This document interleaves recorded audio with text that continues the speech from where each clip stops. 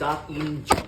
Whole foods are what's going to save your waistline. Whole foods like fruits, vegetables, legumes, nuts, and seeds are key because they are full of nutrients and low in calories and will help you stay full because of their fiber content. Here are 3 ways to fill your plate with more whole plant foods. Number 1, shop the perimeter of the grocery store. Begin with the produce aisle. Number 2, focus on simple home cooked meals. This way, you know exactly what you're eating and you get to enjoy the delicious and nourishing foods that you make yourself. And number 3, read nutrition labels carefully. Look for ingredients that are easy to read, include mostly whole foods, and are not a paragraph long. Hope you found these useful. Make sure you follow for more.